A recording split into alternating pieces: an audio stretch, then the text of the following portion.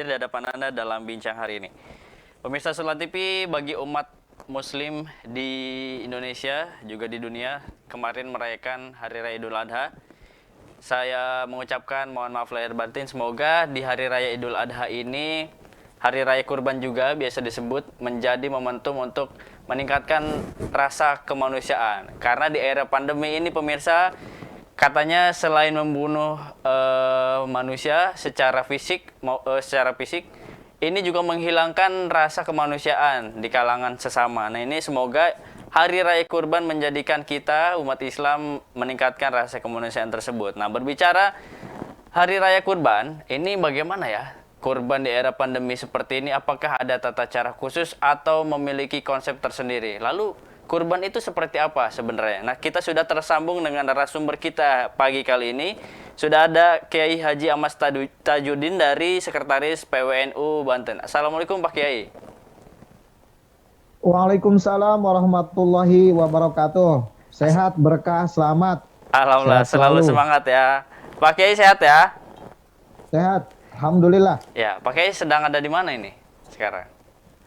Ya karena saya berkegiatan sudah sejak pagi keluar rumah dan ini saya berhenti dulu karena saya lihat jam 9 sudah mengiyakan untuk bisa bertemu dengan sahabat-sahabat di Sultan Baik. TV. Nah, saya berhenti dulu di sebuah tempat parkiran ini. Waduh, luar biasa. Tidak WFH Pak Kiai. Ya, kita kan tidak punya pekerjaan yang harus dikerjakan dimanapun. Baik. Saya di jalan, di rumah, Dimanapun ya jadi WFH. ya.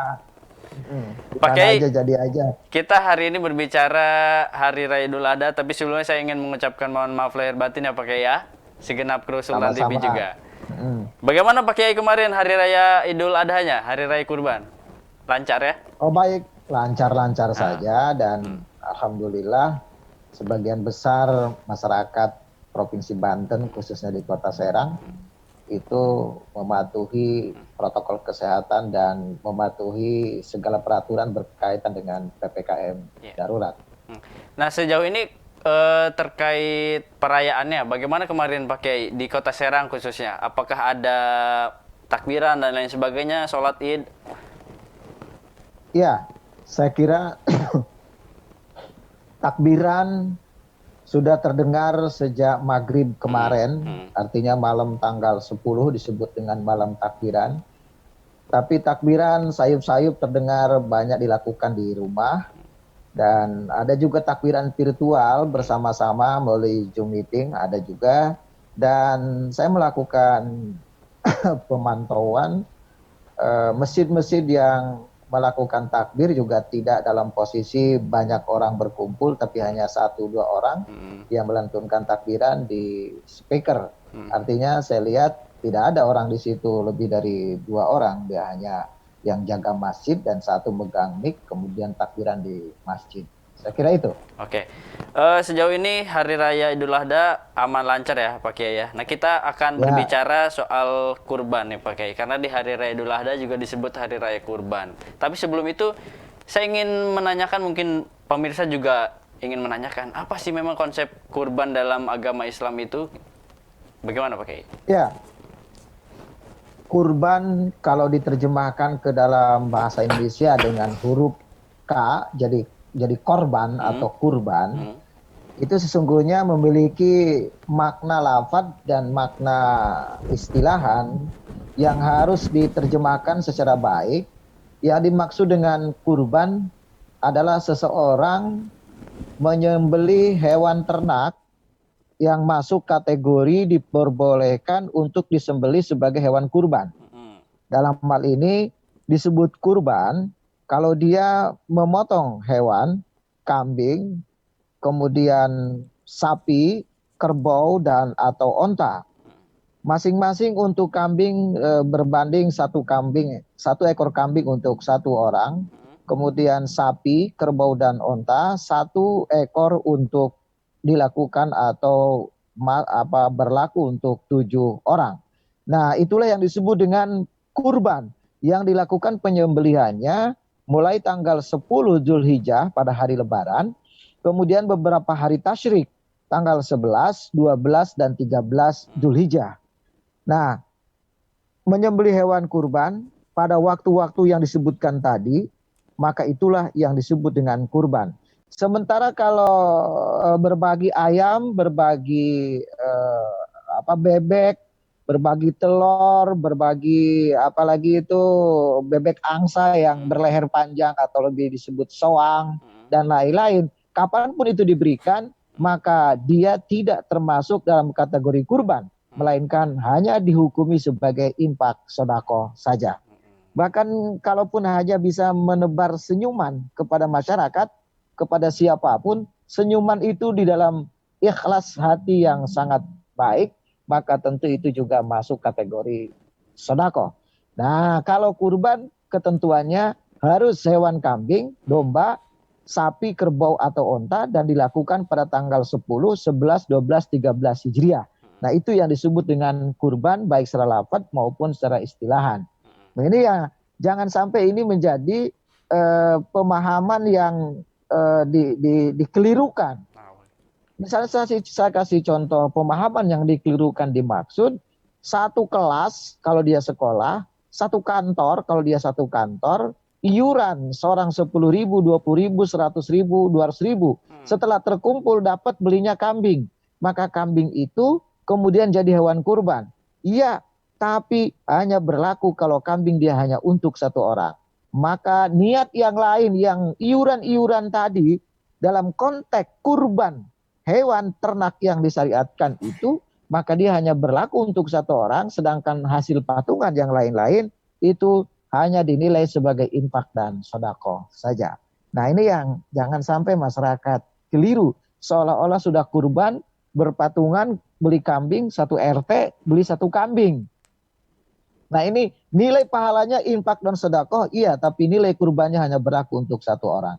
Nah, itu dari mana ini asal usul hukum kurban atau adha yang sering kita sebut dalam bahasa Arab, itu dimulai dari peristiwa penting pada masa Nabiullah Ibrahim alaihissalam, kemudian diperintahkan Allah di dalam mimpinya untuk mengorbankan, menyembelih putra kesayangannya yang kemudian kelak menjadi Nabi Ismail alaihissalam.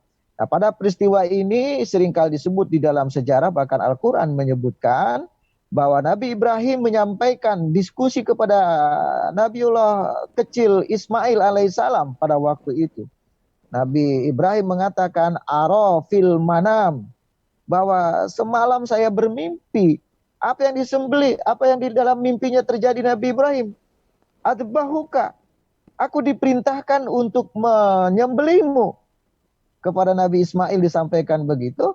Apa jawaban Nabi Ismail alaihissalam? Ya abati, wahai bapakku, seandainya engkau telah berkeyakinan itu mimpi perintah Allah, maka kata Nabi Ismail, lakukanlah, kerjakanlah. Semoga kita menjadi orang-orang yang sabar. Nah, inilah kemudian sedetik kemudian ketika terjadi penyembelihan Ismail alaihissalam oleh Nabiullah Ibrahim atas perintahnya di dalam mimpi, maka kemudian pada saat itu Allah menggantikan Nabiullah Ismail alaihissalam dengan seekor hewan ternak yang diyakini itulah bagian dari kemudian pada zaman Nabi Muhammad SAW disyariatkan menjadi kurban adha pada tanggal 10, 11, 12, dan 13 Zulhijjah. Nah, kemudian bagaimana status hukumnya?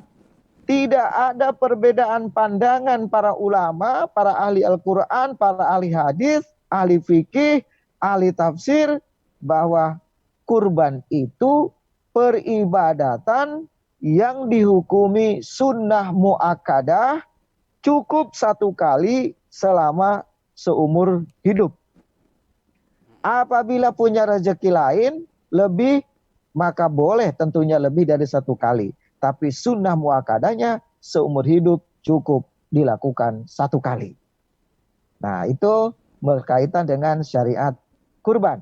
Kemudian hewan kurban setelah dipotong pada tanggal 10, 11, 12, 13 Hijriah itu, siapa saja yang boleh memakannya? Nah, ini penting nih. Nah, disinilah pentingnya solidaritas sosial kemanusiaan. Islam mengajarkan hewan daging kurban itu boleh diberikan boleh dimakan oleh siapapun tanpa memandang pandangan suku, ras, agama, orang pukoro, masakin, kaya, kecil, dewasa, orang tua, orang kecil, bahkan non-muslim, boleh diberikan daging hewan kurban dan boleh memakannya daging hewan kurban tersebut.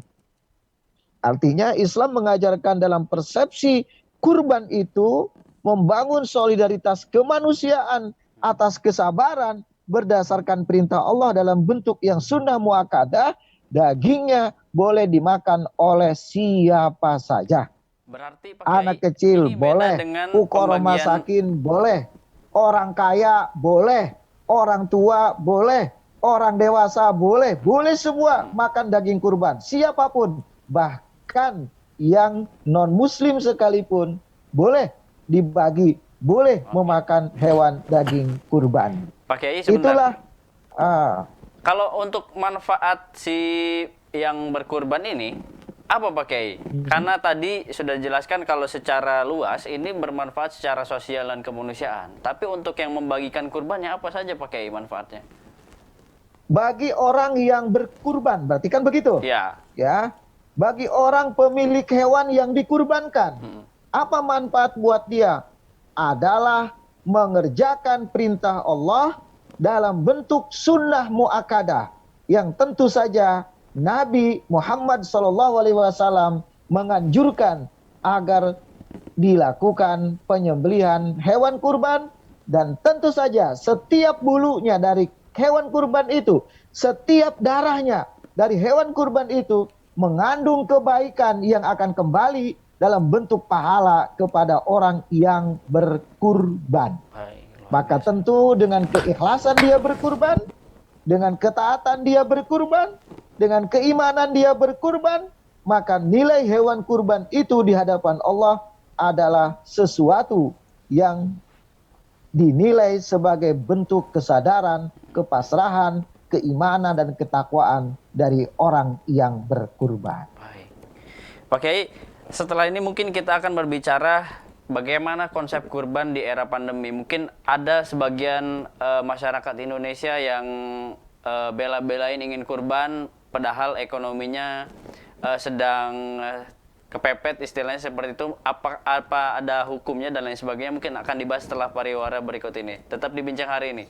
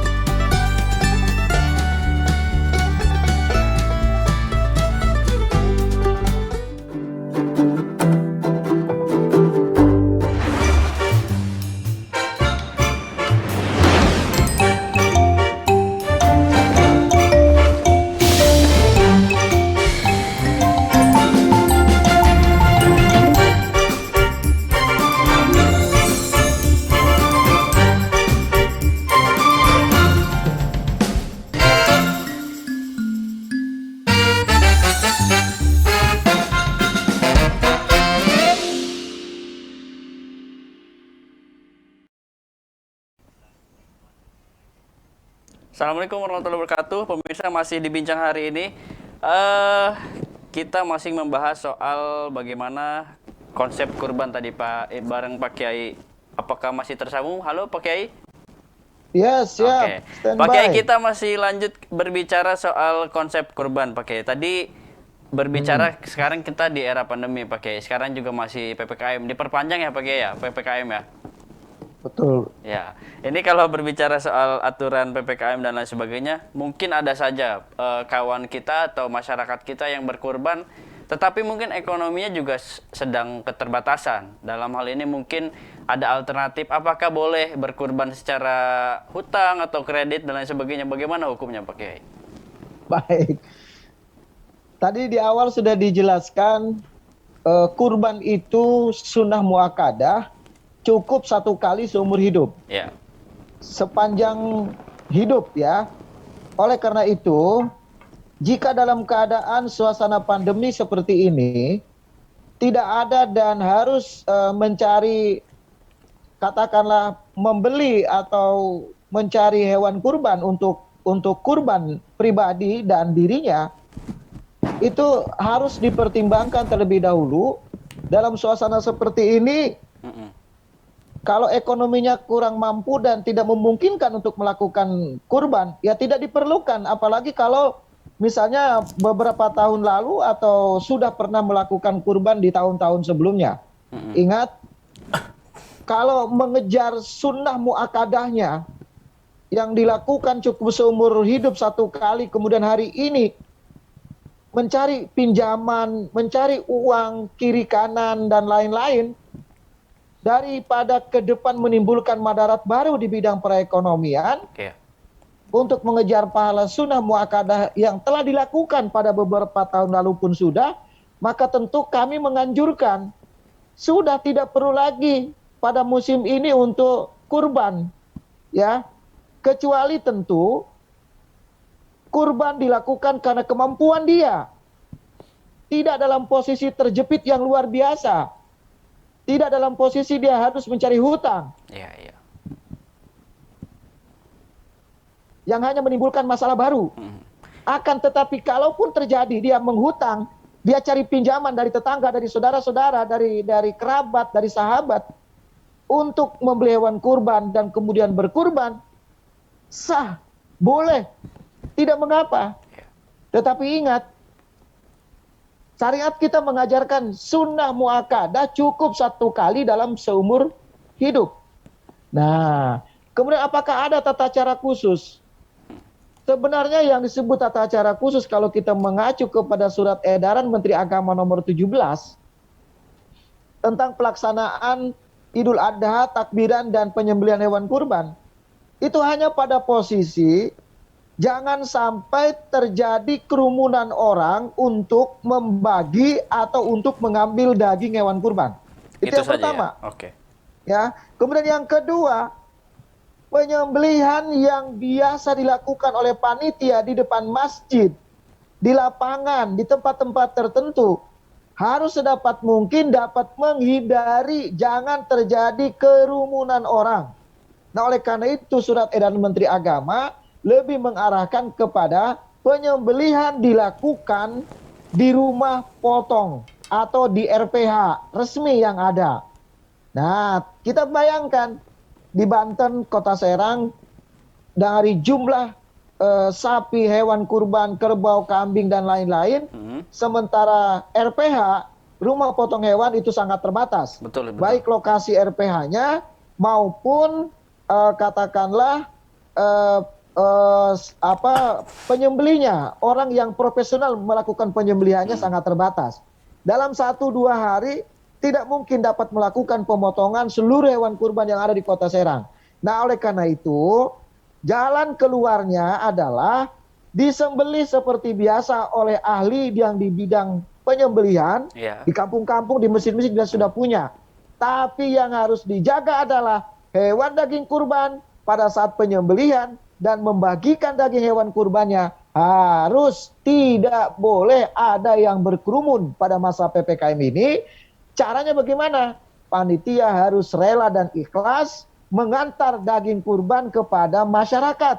Oh ke iya, rumahnya betul, betul. masing-masing. Tidak perlu diundang dan berkumpul. Nah, oleh karena itu bagi orang yang berkurban, setelah beli hewan kurbannya kambing, kerbau atau sapi, maka sebaiknya ditambah biaya pemotongan dan biaya penghantaran kepada masyarakat. Ya, dikasih ongkir lah. Agar ya ada ongkos kirim lah, Ya. agar panitia tidak terlampau kesulitan membagikan daging hewan kurban kepada sejumlah masyarakat. Katakanlah di masjid ada 400 paket untuk masyarakat, ada 500 paket untuk masyarakat, sekurang-kurangnya ada 200 sampai 300 paket daging untuk masyarakat, untuk mustahik dibagikan. Tentu panitia juga terbatas untuk mengirimkan ke rumah masing-masing, dan oleh karena itu orang yang berkurban harus menyiapkan diri. Ini loh hewan kurbannya kami serahkan, ini loh biaya ongkos kirimnya, kira-kira begitu. Betul, betul. Nah, itu pada posisi yang sangat khusus, saya kira tidak ada kecuali soal kita perlunya menjaga kerumunan agar tidak terjadi penyebaran virus yang sangat berbahaya ini, yang diduga akan lebih cepat pada saat terjadi kerumunan. Oke. Saya kira demikian. Pak Kiai, sejauh ini di dampak ini kan ada PPKM sangat ketat sekali. Apakah berdampak dengan jumlah para umat yang berkurban, pakai berkurang dari tahun sebelumnya? Ada data di sini, di sana nggak? Saya kalau data statistik sampai hari ini saya belum mendapatkan, tapi paling tidak sebagai sampel. Sebagai sampel di mana saya melihat, di mana saya menyaksikan beberapa masjid justru bertambah banyak orang yang berkurban. Baik. Nah, ini luar biasa di masa pandemi seperti ini. Ternyata kalau kemarin satu masjid hanya mendapatkan titipan 4 ekor saja dari orang yang berkurban, kemarin saya melihat itu lebih dari 6 ekor di satu masjid, di mana warga menitipkan ada peningkatan untuk kepedulian berkurban. Mungkin berpikir aku berkurban, dan ini benar, pada saat pandemi ini ada kelebihan rezeki, sangat dibutuhkan oleh masyarakat. Suasana pandemi ini, maka bertambahlah orang yang termotivasi untuk melakukan kurban. Saya kira demikian. Pakai ada kelebihan nggak sih, pakai maksudnya ada pahala berlebih nggak ketika berkorban di saat pandemi ini gitu? Saya kira pahala yang disebut berlebih dari kurban itu manakala satu, dia ikhlas betul untuk berkurban. Yang kedua, tepat sasaran, diberikan kepada masyarakat yang memang sangat membutuhkan. Ingat, yang sangat membutuhkan. Karena pada prinsipnya semua orang boleh memakan daging kurban, tapi tentu ada beberapa prioritas. Mungkin ada yang sangat membutuhkan pada hari ini, dia untuk makan. Jangankan untuk makan nasi, ya, untuk makan hewan daging kurban, untuk makan yang lebih dari itu mungkin tidak ada, dan dia sangat membutuhkan dalam suasana isoma di rumah masing-masing. Maka inilah pahala yang menurut saya adalah kelebihan dari dilakukannya seseorang kurban di masa pandemi ini. Baik. Tepat sasaran. Saya kira itu masalahnya. Nah, mungkin di sini ada beberapa panitia yang kesulitan untuk mendapatkan penerima dengan tepat sasaran. Ada ini nggak saran dari Pak Kiai bagaimana caranya untuk supaya ini tepat sasaran gitu, membagikan daging kurban ini? Iya. Baik. Tadi di awal sudah kami sampaikan, siapapun boleh memakan daging hewan kurban, siapapun. Maka ada prioritas di mana masyarakat yang mungkin makan daging itu tidak dapat dilakukan dalam 1 bulan 1 kali 2 kali. Nah, inilah yang mungkin disebut prioritas. Tetapi ketika panitia mengalami kesulitan, siapa saja yang prioritas ini, maka itu tidak menjadi persoalan. Karena apa? Karena sesungguhnya siapapun boleh memakan hewan daging kurban itu. Oke. Pak Kiai, ini ada beberapa pertanyaan Pak Kiai. Mungkin kita mulai nyicil aja nih satu-satu karena Ya, banyak sekali. silakan. Dari Kang Saiful Bahri, katanya Pak Kiai, kenapa umat Islam dianjurkan berkurban? Apakah Allah membutuhkan kurban dari manusia? Silakan jawab Pak Kiai. Baik. Allah tidak membutuhkan apa yang disebut dalam pertanyaan tadi. prinsip dasarnya, saat dunia orang menentang Allah, Allah tidak akan berkurang keagungannya. Saat dunia semua menyembah Allah, sholat tidak menambah keagungan kepada Allah Subhanahu wa taala. Yang membutuhkan itu adalah keimanan, ketakwaan, kepatuhan kepada perintah Allah. Manakala dia lakukan, itulah untuk kepentingan dirinya di hadapan Allah. Bukan Allahnya yang membutuhkan. Oleh karena itu Allah yang Maha Kuasa, yang diimani, memerintahkan kepada Nabiullah Ibrahim untuk melaksanakan kurban, menyembelih Nabiullah Ismail alaihissalam, karena kesabaran dan kepatuhan Nabi Ibrahim itulah kepada Allah melaksanakan perintahnya, kemudian digantikan. Allah menggantikannya dengan hewan kurban yang disyariatkan sampai sekarang. Itu merupakan perintah Allah yang oleh para ulama, oleh Rasulullah disyariatkan cukup satu kali seumur hidup, disebut dengan sunnah muakkadah dari kurban tersebut. Nah, pertanyaan ekstrim tadi, kenapa Allah perintahkan berkurban? Apakah Allah membutuhkan hewan kurban? Tidak. Yang membutuhkan itu adalah ujian keimanan, ketakwaan. Orang itu beriman tidak dengan Allah. Orang itu bertakwa tidak kepada Allah. Nurut apa tidak kepada Allah. Orang itu patuh atau tidak kepada perintah Rasulullah. Maka ketika dia patuh, banyak ayat Al-Quran Allah firmankan, barang siapa yang beramal soleh, beriman dan bertakwa, maka dia akan dijanjikan Allah masuk ke dalam surga yang dijanjikannya. Saya kira itu. Baik, kalau si orang yang memberikan kurban atau yang melaksanakan kurban boleh tidak mengkonsumsi daging kurban tersebut? Iya, baik. Terima kasih. Orang yang berkurban boleh makan daging kurbannya. Nah, pakainya ya. Boleh makan daging kurbannya. Tapi dibatasi. Tidak boleh berlebihan, cukup mencicipi saja. Ya. Jadi jangan kurbannya sapi, paha kiri kanan diambil oleh yang berkurban. Itu tidak dibenarkan. Boleh memakan, tapi ukurannya hanya untuk mencicipi saja. Sisanya berikan kepada orang-orang lain yang ada di lingkungan terdekat kita. Itu, Pak. Oke, baik. Kita lanjut, ada beberapa pertanyaan lagi. Ada ini dari Kang Opa nih, Kang Topa. Ada saran nggak Pak Kiai menjaga hari raya kurban ini agar di era pandemi tetap mendapatkan pahala, tapi juga tidak tetap memperhatikan kesehatan? Bagaimana Pak Kiai? Mungkin ada peraturan atau ketentuan dari MUI atau NU? Ya, MUI sudah memberikan fatwa sejak tahun 2020. Kemudian pemerintah sudah memberikan panduan SE Menteri Agama nomor 17. Kemudian MUI Kota dan NU Pusat juga sudah memberikan panduan bagaimana berkurban di era pandemi. Itu kepada tata laksana, bagaimana menyembelih secara sehat sesuai dengan syariat tanpa harus berkerumun.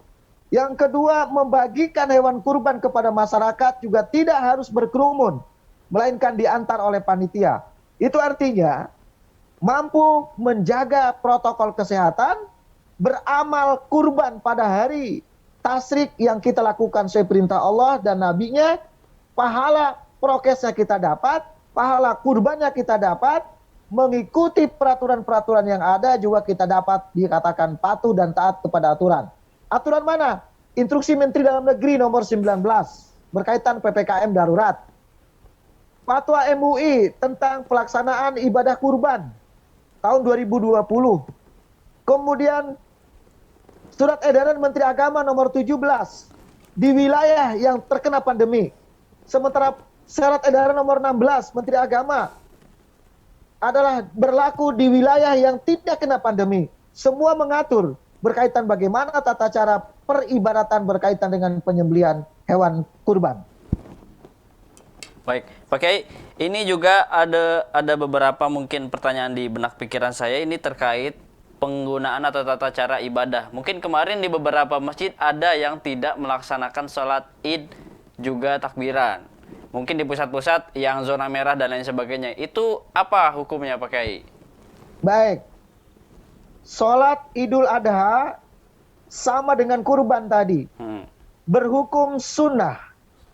Jika dilakukan dia berpahala, dan jika tidak dilakukan, sesungguhnya dia tidak mendapatkan dosa. Itu adalah kriteria peribadatan yang dihukumi sebagai sunnah. Ya, kata lain atau lawan dari kata wajib. Nah, oleh karena itu, ketika sholat sunnah Idul Adha kemarin di masing-masing itu sudah sah, sudah sahih, boleh. Apalagi di musim pandemik seperti ini. Kita mundur sedikit. Fatwa MUI memberikan payung hukum kepada umat Islam terang benderang bahwa sholat Jumat yang wajib dilaksanakan oleh umat Islam di masjid secara berjamaah di masa pandemik boleh diganti dengan sholat duhur di rumah masing-masing. Ini sebagai perbandingan. Artinya Islam, hukum Islam memberikan penjelasan terang benderang yang disampaikan oleh MUI misalnya, bahwa boleh sholat di rumah masing-masing Idul Adha, boleh meninggalkan sholat Jumat di rumah masing-masing. Ini adalah dalam rangka darurat upaya melakukan bersama pencegahan terhadap keganasan dari virus COVID-19 ini. Sah, boleh, sahih. Oke, jangan ragu lagi berarti ya. Mungkin akan dilanjutkan Pak Kiai ya setelah pariwara berikut ini beberapa pertanyaan lagi. Baik. Tetap di Bincang Hari ini pemirsa. Iya.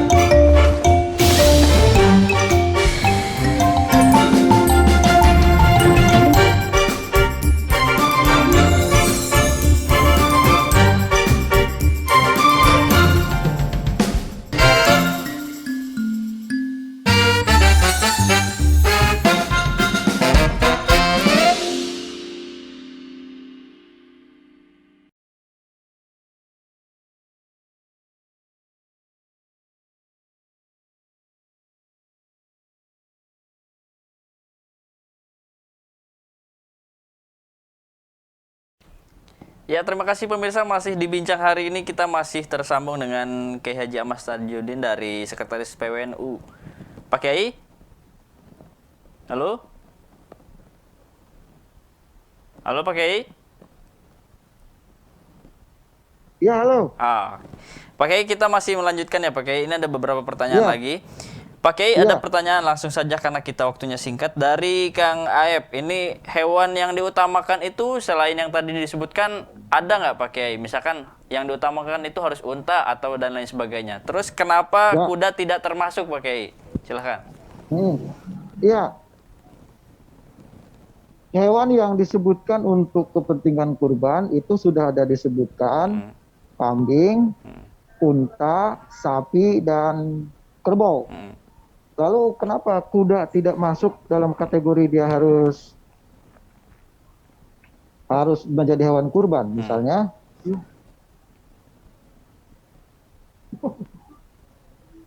maka ketentuan itu disebutkan kan kalau kuda itu bukan hewan untuk dimakan dagingnya, ya. Tidak lazim pada beberapa kelompok masyarakat untuk menyembelih kuda sebagai bahan makanan. Ya. Baik. Ya. Kemudian diberikan contoh secara nyata pada zaman Nabi itu yang dilakukan dan disembelih sebagai hewan kurban kambing, sapi, kerbau, dan unta. Tentu kerbau juga di Arab itu tidak ketemu modelnya, sapi dan unta.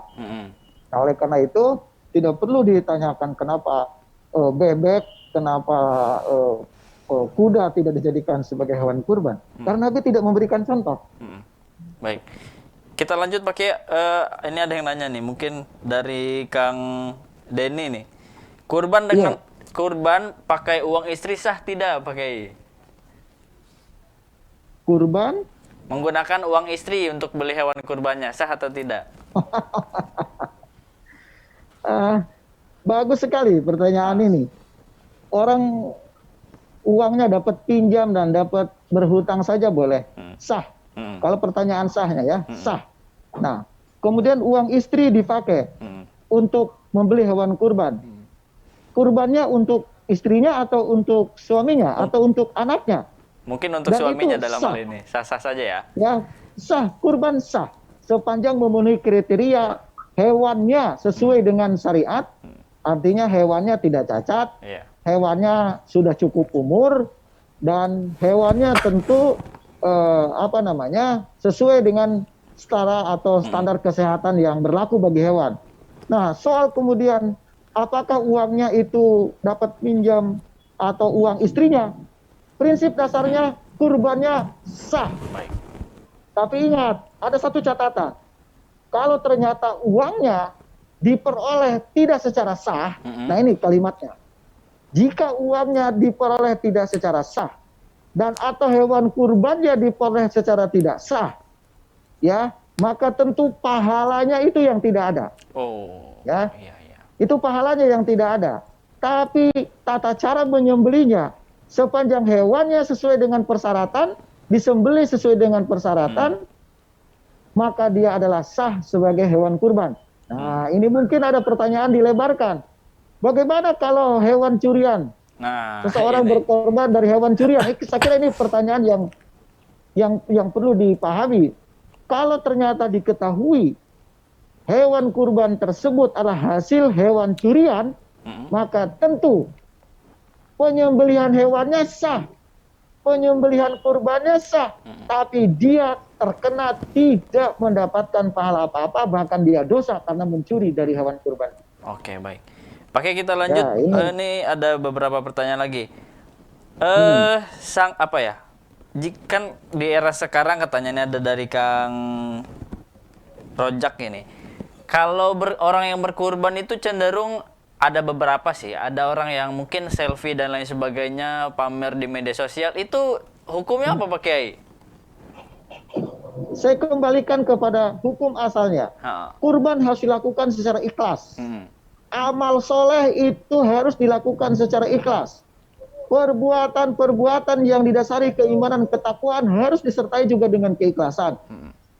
Hanya soal dia selfie, dia foto, dikirim di media sosial, sepanjang niatnya tahadduts binikmat dan atau kabar gembira, mengajak, memberikan inspirasi kepada masyarakat agar meniru dirinya berkurban, maka itu tidak ada persoalan, kecuali dia pamer ketidakikhlasan alias ria, maka tentu jangankan kurban, sholat pun dilakukan karena ria, pahalanya hilang. Baik, sudah jelas ya. Pak Kiai, terakhir mungkin closing statement terkait bagaimana berkurban di era pandemi ini, silahkan disampaikan ke pemirsa Sultan TV, Pak Kiai. Iya, mengajak kepada masyarakat dan pemirsa Sultan TV dimanapun berada, tersisa tanggal 11, 12, dan 13 hari tasyrik untuk melakukan kurban, bagi yang berkesempatan dan memiliki kelebihan rezeki, apalagi yang belum pernah melakukan kurban, maka segeralah dilakukan untuk berkurban pada Dzulhijjah ini, mengingat pandemi COVID. Insya Allah di tengah-tengah kesulitan, manakala kita dapat membantu kesulitan orang lain, tentu pahalanya akan berlipat ganda, disertai dengan keikhlasan.